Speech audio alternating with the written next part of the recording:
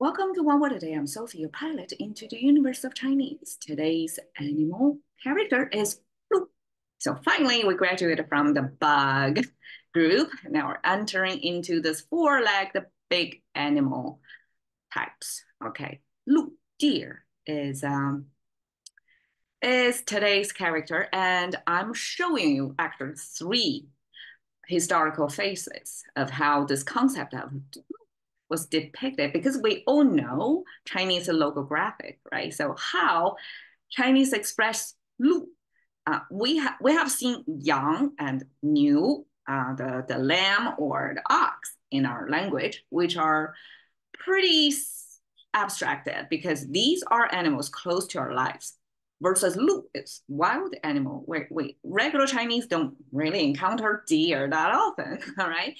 So this concept then became like a lu almost can become a legendary animal because it's not really in our lives. It's somewhere out there, right? It's a wild animal. And so Chinese would abstract it not in the same way as the domesticated animal.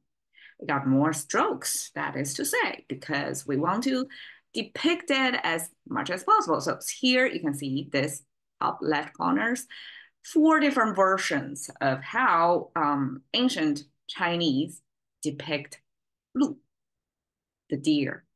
And you can see all of them would have this horn, the elaborate, like brunch look like horns about it, right?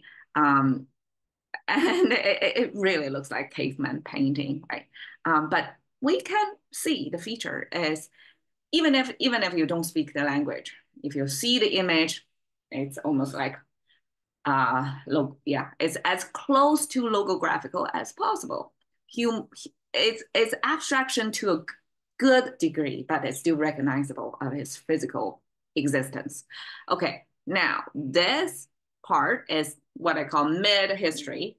So it's probably thousands of years ago, some scholar gathered together the different spellings of Chinese and put it in a kind of a dictionary form back then. So you can see it get more abstracted and four legs depicted over there and the elaborate horns on top of the head, right? And this is probably the torso. And by the way, here, this almost like a flattened question mark thing. In Chinese, that signifies the dead body of the animal.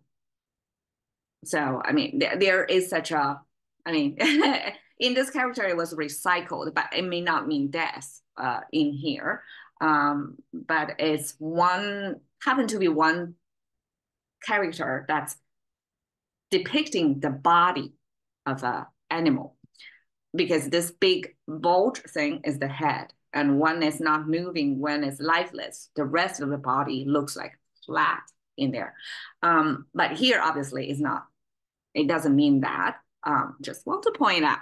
So this elaborate horn with four legs, that's Chinese abstraction of deer. It looks very complicated, right? If I cover my eyes and try to rewrite this, it's difficult for me. Now, this is our contemporary Chinese, simplified Chinese, and it's more rectangular, right? And we have components like here, it means compare. It doesn't, well, over here, it can mean compare. No, here in this picture, it means four legs, but it happen to look alike compare. So we have this deer that you can sort of easily remember because you have some characters you can borrow from already existing in your mind. And but the challenge for me looking at contemporary Chinese is it doesn't make sense, right? Like why we have a compare in there, compare deer to what, right? And it lost its elaborate horn, becomes just one dot. Here is three. So it got into a abstraction status that's hard to recognize its physical form.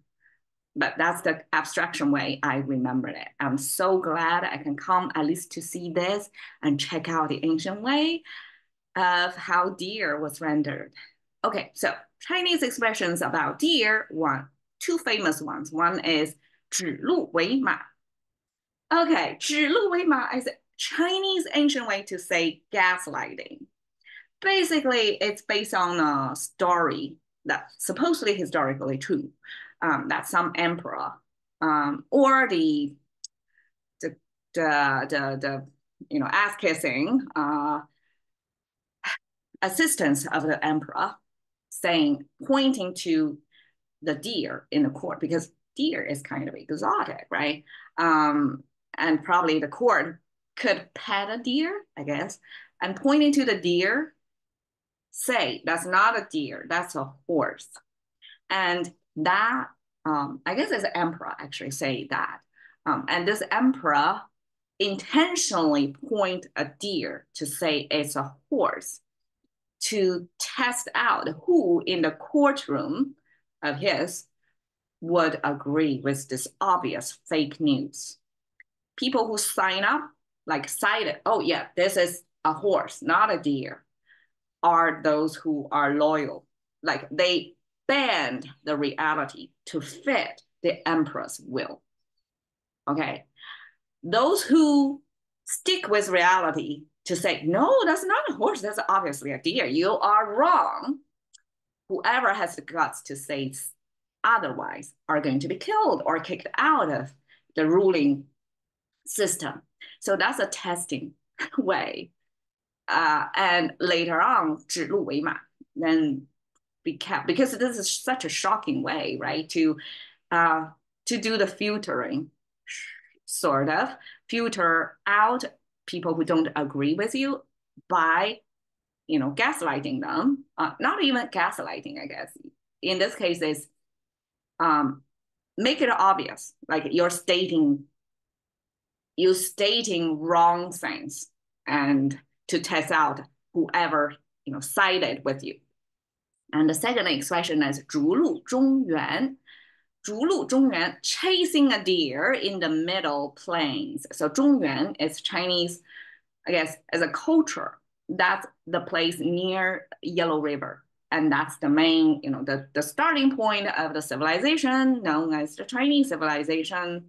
And that is a war zone for so many centuries past in the history. So the warlords would describe their behavior of the battles between warlords in this middle plain.